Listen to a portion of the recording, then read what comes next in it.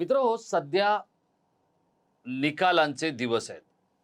परीक्षांचे निकाल हाती येत आहेत आणि 12वीचे निकाल हाती आलेले आहेत. आपल्या लाडावलेल्या एखाद्या मुलाने हट्टाने बाईक मागावी आणि मस्त चकचकीत, लखलखीत अशी बाईक आई-वडिलांनी त्या मुलाला घेऊन द्यावी आणि अल्पावधीतच ती बाईक नीट न चालवल्यामुळे त्या पोरानं खड्ड्यात घालावी आणि त्यानंतर आपला हातपाय मोडून घ्यावा. बाईकचे तर 3-13 वाजवावेत. त्यावेळेला त्या आईवडिलांची काय प्रतिक्रिया असेल? सध्या अशीच प्रतिक्रिया राज्याचे मुख्यमंत्री देवेंद्र फडणवीसांची आहे. आणि ती कशाबद्दल आहे? तर ती आहे मुंबईबद्दल, मुंबई महानगरपालिकेबद्दल. मुंबई महानगरपालिकेचा जो काही सगळा कारभार आहे, तो देवेंद्र फडणवीस यांनी अगदी अक्षरशः डोक्यात ठेवून भाजपला किंवा भाजपच्या नगरसेवकांकडे खेचून आणला. असं म्हटलं तर ते चुकीचं ठरणार नाही. मुंबई महानगरपालिका ही आशिया खंडातली सगळ्यात श्रीमंत महानगरपालिका आहे. गेली अनेक वर्ष भाजप त्यासाठी प्रयत्न करत होतं, पण ते काही जमलेलं नाहीये. आता ही महापालिका जिंकल्यानंतर देवेंद्र फडणवीसांची जी काही गोची झालेली आहे आणि त्याचं कारण आहे मुंबईच्या महापौर, स्थायी समितीचे अध्यक्ष, गटनेते यांनी एकापेक्षा एक कारनामे केलेत आणि त्यामुळे ती बाईक खड्ड्यात घालणाऱ्या आईवडिलांना जसं वाटतंय तसंच देवेंद्र फडणवीसांना वाटतंय. काय नेमकं देवेंद्र फडणवीसांचं दुःख आहे मी आपल्याला सांगण्याचा संक्षिप्त स्वरूपात प्रयत्न करणार आहे, कारण या प्रयत्नांची मालिका मी आपल्यासमोर घेऊन येणार आहे. पण या मालिकेतला पहिला भाग आज मी आपल्याला सांगणार आहे. नमस्कार मित्रो, मी राजेश कोचरेकर आणि आपण पाहताय आपलं आवडतं न्यूज पोर्टल टाइम महाराष्ट्र. मित्रहो, भाजपच्या पक्षश्रेष्ठींनी अगदी डोक्यात घेऊन देशाची आर्थिक राजधानी असलेल्या मुंबई महानगरपालिकेची जी काही सूत्र आहेत ती आपल्या पक्षाकडे खेचून घेतली. खरं तर असा प्रयत्न 2017ला झालेला होता की 2017मध्येच मुंबई महानगरपालिकेवर भाजपचा महापौर बसू शकला असता. फक्त 2 नगरसेवकांची कमतरता होती आणि त्यावेळेला ठाकरे, शिंदे, मातोश्री हे सगळे एकत्र होते आणि अशा वेळेला फक्त उद्धव ठाकरे यांना दुखावू नये किंवा राज्यातली जी सत्ता आहे ती अडचणीत येऊ नये असा एक उदात्त हेतू हा देवेंद्र फडणवीसांनी आपल्या मनी बाळगला होता आणि त्याप्रमाणे तो अंमलातही आणला. त्यावेळेला आताचे ठाकरे गटाचे आमदार मिलिंद नार्वेकर आणि आता सध्याचे विद्यमान उपमुख्यमंत्री एकनाथ शिंदे यांनी देवेंद्र फडणवीसांना गळ घातली आणि ती गळ घातल्यानंतर आशिष शेलारांनी सगळी जमवलेली भट्टी ही देवेंद्र फडणवीसांनी उद्धव ठाकरे यांच्या हाती सोपवली. पण आता मात्र देवेंद्र फडणवीसांना असं वाटत असेल की कुठली झक मारली आणि 2026ला मुंबई महानगरपालिका जिंकून नफ्फड असलेल्या भाजपच्या नगरसेवकांच्या हाती ती दिली. कुणाला मुंबईच्या विकासाची पडलेली नाही आहे. प्रत्येकाचा जीव निधीत अडकलेला आहे, टेंडरमध्ये अडकलेला आहे आणि आपल्या मनाला वाटेल तशा कारभारामध्ये प्रत्येकाने स्वतःला गुंतवून घेतलेला आहे. आता या सगळ्यामध्ये मुंबईच्या महापौर या मूळच्या काँग्रेसच्या रितू तावडे ज्या वेळेला त्यांना निवडणुकीचं तिकीट दिलं त्याच वेळेला मुंबईच्या महापौरपदी हीच महिला बसेल असं जणू काही देवेंद्र फडणवीसांनी ठरवलेलं होतं. अशी एकूणच सगळी आखणी आपल्याला बघायला मिळते.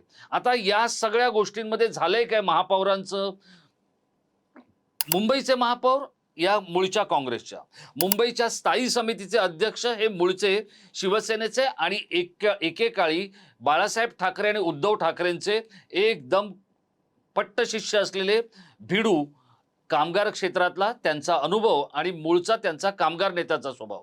पण आता त्यांनी भाजपलाच कामाला लावलंय का अशा पद्धतीची युती आपल्याला महापौरांची आणि स्थायी समितीच्या म्हणजे एकूणच कारभार जो दिसतोय तो तसा दिसतोय. आता हा युती धर्म टिकवण्यासाठी जे 2017ला देवेंद्र फडणवीसांनी केलेलं होतं तेच काहीसं बरोबर होतं का? ठाकरेंकडून महापालिका हिसकावून घेण्याची किंवा ती खेचून घेण्याची जी काही प्रक्रिया पार पाडली गेली ती किती अंगलट आली आहे हे आपल्याला या महापालिकेच्या सभागृहामध्ये आणि इथल्या कारभारामध्ये डोकावल्यानंतर दिसून येतंय. आता मुंबईकरांनी काय केलं? मुंबईकरांनी जी मुंबईची सत्ता भाजपला दिली ती काही अगदी दणदणीत दिलेली नाहीये. आणि त्यामुळे एकनाथ शिंदे यांची शिवसेना आणि भाजप यांच्या हाती मुंबईकरांनी जे काही या महापालिकेची सूत्र दिलेली आहेत, त्यातला एक प्रमुख हिस्सा सत्तेचा म्हणा किंवा विरोधकाचा म्हणा, हा व्यवस्थितरित्या ठाकरेंच्या हाती देण्यामध्ये कोणतीही चूक मुंबईकरांनी केलेली नाहीये. आणि त्यामुळे हे सगळं प्रकरण आता भाजपच्या अंगलट आलेलं आहे. मुंबईच्या महापौर असलेल्या रितू तावडे यांना रोज कसरत करावी लागते. स्थायी समितीच्या अध्यक्ष असलेल्या प्रभाकर शिंदेंना रोज कसरत करावी लागते. आणि या दोघांचं चाललंय काय, तर दोघांचं स्वतःच काहीतरी एक वेगळं चाललेलं आपल्याला बघायला मिळतंय. मुंबई महानगरपालिकेचं सभागृह हे वेळेवर सुरू होत नाही, ही गेली अनेक महापौरांची परंपरा आहे. मग किशोरी पेडणेकर असतील, श्रद्धा जाधव असतील, या सगळ्यांच्या काळामध्ये कधीच मुंबईची महापालिकेचं सभागृह वेळेवर सुरू झालेलं नाहीये. आता रितू तावडे या भाजपच्या आहेत, त्यांच्या काळात तरी ते होईल असं वाटलं होतं, पण तसंही काही झालेलं नाहीये. अनेक वेळेला असं होतं की सभागृह वेळेवर सुरू झालं नाही तर जे माजी महापौर असतात त्यांना अध्यक्षस्थानी बसवलं जातं आणि सभागृह सुरू केलं जातं. यावेळेला तर एक वेगळाच पायंडा पाडला भाजपने, स्थायी समितीच्या अध्यक्षांनाच महापौरांच्या खुर्चीत बसवलं. आता इथे गटनेते कोण आहेत, तर गणेश खणकर हे गटनेते आहेत. पण गणेश खणकर हे रस्त्यावरच्या आंदोलनासाठी जितके योग्य उमेदवार आहेत त्यापेक्षा कैक पटीने सभागृहामध्ये ते उघडे पडलेत असं दिसतंय. आता गणेश खणकर हा काही असा मसल पॉवरवाला किंवा पक्षामध्ये प्रचंड उडबस असलेला असा नेता नाहीये. त्यामुळे नगरसेवक पण त्यांना फारसे जुमानताना दिसत नाहीयेत. अधिकार मिळवून सुद्धा कामकाज करण्याचा गणेश खणकरांचा वकूब नाहीये, हे आता अवघ्या 3 ते 3.5 महिन्यात लक्षात आलेलं आहे. आणि त्यांना पूर्वीचा अनुभव नव्हता आणि सगळ्यात महत्त्वाचं म्हणजे पक्षात असा काही मोठा त्यांचा गॉडफादरही नाहीये की ज्याच्याकडे जाऊन ते जर बोलले तर त्याचे परिणाम लक्षात येतील, पडसाद उमटतील, असं काही होत नाहीये. आणि पहिल्या दिवसापासून हे जे काही कारनामे आहेत भाजपच्या पालिकेतल्या नेत्यांचे, ते आता देवेंद्र फडणवीसांना नकोसे झालेले आहेत. याचं कारण काय, तर आपल्या स्वतःच्याच नातेवाईकांना, लाडक्या ठेकेदारांना, नगरसेवकांना फंड कसा मिळेल यासाठी स्वतः मुंबईचे अध्यक्ष अमित साटम आणि प्रभाकर शिंदे यांच्यामध्ये शर्यत लागली आहे का, असं म्हणण्यासारखं वातावरण आपल्याला बघायला मिळतंय. आणि हे जर आता तुम्ही म्हणाल की हे तुम्ही उगाचच पक्षपातीपणा करताय, तर मित्र हो, मग अंधेरी पश्चिमेला मिळालेल्या अनेक फंडांना किंवा अनेक निधीला हा अल्पविराम, स्वल्पविराम, पूर्णविराम का द्यावा लागला, याचं उत्तर मुंबईकरांना द्यावं लागणार आहे. आता मुंबईमध्ये 2 फॅक्टर आहेत. एक मुंबईचे अध्यक्ष अमित साटम आणि दुसरा फॅक्टर आहे माजी खासदार किरीट सोमय्या. आता किरीट सोमय्या हे एक समांतर सत्तास्थान आहे असं जर मी म्हटलं तर कदाचित ते किरीटजींना आवडणार नाही, पण ती वस्तुस्थिती आहे. मुंबईमधल्या अनेक नेत्यांना, अनेक उद्योगपतींना, अनेक बिल्डरांना, अनेक संस्थांना जर भीती कोणाची असेल तर ती भाजपा अध्यक्षांची नाही, ती किरीट सोमय्यांची असते. आणि किरीट सोमय्या आपला मुलगा नील सोमय्या याच्यासाठी आणि त्यांच्या काही गोष्टींसाठी ते आपलं काम करत असतात. आणि या सगळ्या एका अडकित्त्यामध्ये स्थायी समितीचे अध्यक्ष आणि मुंबईच्या महापौर रितू तावडे अडकलेले आहेत. ऐकायचं तर ऐकायचं कोणाचं, सोमय्यांचं ऐकायचं की साटमांचं ऐकायचं. आणि या सगळ्यासाठी मंथन करण्याकरता काल एक बैठक आयोजित करण्यात आली होती. या बैठकीमध्ये कोणाकोणाला बोलवलं होतं, तर मुंबईचे जे काही महत्त्वाचे नगरसेवक आहेत त्यांना बोलवलं होतं, त्याचप्रमाणे आमदार खासदार आमदारांना बोलवलं होतं. आणि या बैठकीमध्ये काय घडलं याच्याबद्दलची माहिती अद्याप बाहेर आलेली नाही. म्हणजे ही माहिती अजून माझ्यासारख्या माध्यमकर्मीच्या हाती लागण्यामध्ये अडचण आली आहे. म्हणजे विचार करा, या बातमीची गोपनीयता किती ठेवण्यात आली होती. पण ज्या नगरसेवकांच्या अगदी पोटात शिरून मी माहिती काढण्याचा प्रयत्न केला तेव्हा एक गोष्ट लक्षात आली की मुंबई भाजपामध्ये फारसं काही चांगलं चाललेलं नाहीये. आणि देवेंद्र फडणवीस हे या सगळ्याला प्रचंड कंटाळलेले आहेत. कारण काय, तर देवेंद्र फडणवीस ज्या मंत्रिमंडळाचे प्रमुख आहेत त्या मंत्रिमंडळामध्ये एखादे एकनाथ शिंदे सोडले तर बाकी मंत्र्यांचं काय चाललंय हे त्या मंत्र्यांनाही सांगता येणार नाही, अशी त्या मंत्रिमंडळाची स्थिती आहे. म्हणजे मंत्रिमंडळामध्ये पण अंधार आणि मुंबईची महापालिका इतक्या प्रयासानंतर भाजपला जिंकून दिली, तिथे तर फक्त फंड कसा पळवायचा आणि दुसऱ्याचा ठेका कसा पळवायचा, उशिरा कसं यायचं, त्या सभागृहामध्ये बसून खादाडीगिरी कशी करायची, या सगळ्या गोष्टींमध्ये हे नगरसेवक फक्त 3 महिन्यामध्ये एक्सपोज झालेले आहेत. आणि अशा एक्सपोज झालेल्या लोकांचं काय करायचं हे आता कळेनासं झालेलं आहे. मुंबईमध्ये वेगवेगळी विकास कामं सुरू आहेत, त्या वाहतुकीच्या कोंडीमध्ये मुंबईकर गुदमरतोय. रस्ते कंत्राटदारांनी खोदून टाकलेले आहेत, नालेसफाईची कामं 50% पण झालेली नाही आहेत. त्याचप्रमाणे मुंबईमध्ये प्रदूषणाची समस्या ही अक्षरशः मुंबईकरांच्या डोक्यावर थैमान घालते. मग ते धुळीचं प्रदूषण असेल किंवा डम्पिंग ग्राउंडचं प्रदूषण असेल, या सगळ्यामध्ये मुंबईकरांना आता नेमका कसा आणि कोणाचा आधार मिळणार आहे हे काही कळत नाहीये. छोटी गटारं, कलवट किंवा धापा गटारं यांची कामं झालेली नाही आहेत, त्यांची झाकणं उघडी पडलेली आहेत. झाडांची छाटणी ही पावसाच्या आधी करायची असते, त्याच्याबद्दल काही झालेलं नाहीये. मिठी नदीतला गाळ किती उपसला आणि किती उपसायचा शिल्लक आहे याच्याबद्दल कोणाला माहिती नाहीये. पावसाळ्याचं जे काही आगमन आहे ते अगदी कुठल्याही क्षणी होईल अशी परिस्थिती आपल्याला सकाळी ढगाळलेल्या वातावरणात बघायला मिळते. एकूणच काय तर मुंबईकरांचं जगणं हे आता मुश्किल झालेलं आहे आणि भगवान भरोसे म्हणण्यापेक्षा देवा भरोसे मुंबईकर जगतोय का, आंधळं दळतंय आणि कुत्रा पीठ खातोय असं जर आपण म्हटलं तर तो कुत्रा नेमका कोणाचा आहे? सामंतांचा आहे की सोमय्यांचा आहे, फडणवीसांचा आहे की आशिष शेलारांचा आहे, हे काही कळेनासं झालेलं आहे. मग अशा वेळेला देवेंद्र फडणवीसांना प्रश्न पडतो की याचसाठी केला होता का मी 8 तास? ठाकरेंकडून भ्रष्टाचार प्रचंड झाला म्हणून ही पालिकेची सत्ता आपल्या हाती द्या, असं ज्या वेळेला देवेंद्र फडणवीस मुंबईकरांना सांगत होते, मुंबईकर सुद्धा देवेंद्र फडणवीसांचे ऐकले. त्यांना असं वाटलं की देवेंद्र फडणवीसांचा जसा कारभार आहे, त्यांचं जसं चारित्र्य आहे, तशा पद्धतीच्या मायक्रो झेरॉक्स आम्हाला मुंबई महानगरपालिकेच्या नगरसेवकांमध्ये बघायला मिळतील, अनुभवायला मिळतील. पण तसं काही झालेलं नाहीये.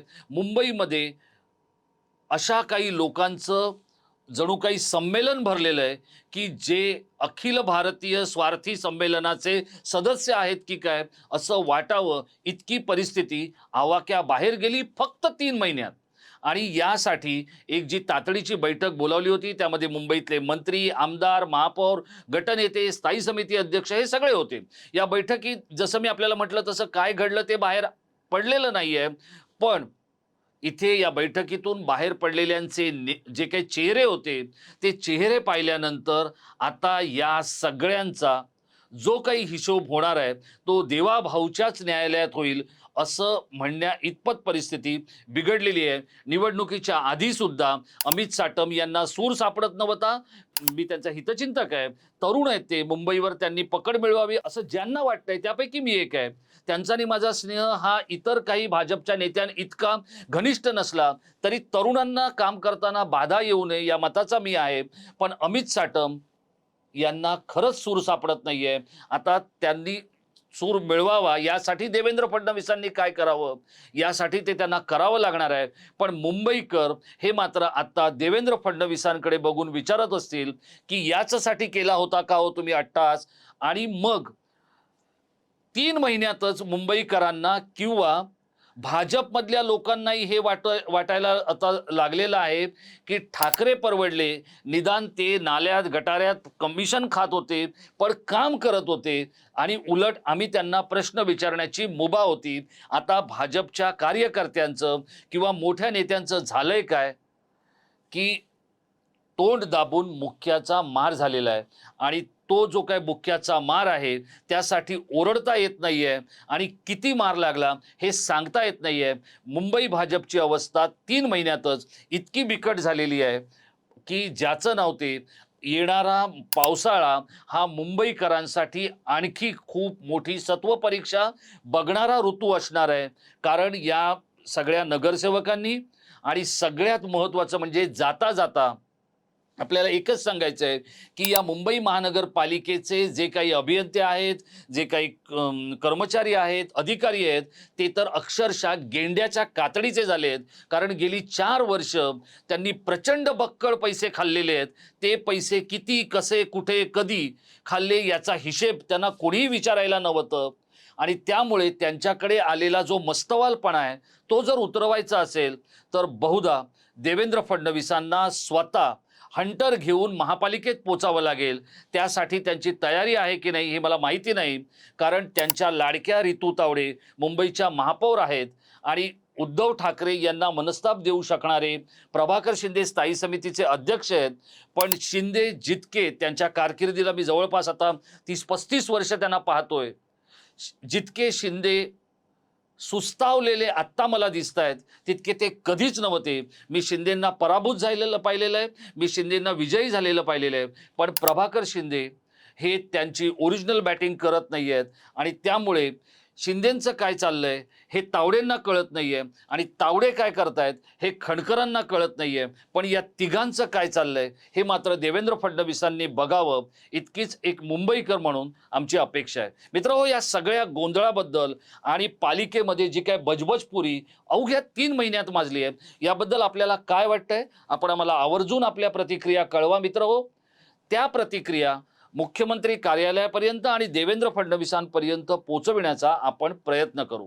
असेच काही थेट, अचूक, बोल्ड आणि बिनधास्त व्हिडिओ पाहण्यासाठी आपण टाइम महाराष्ट्राला सबस्क्राईब करा. आपण केलं असेल तर आपले धन्यवाद, केलं नसेल तर आपल्या प्रियजनांनाही सांगा आणि स्वतःही करा. आपली निराशा होणार नाही इतकंच सांगतो आणि इथेच थांबतो. धन्यवाद.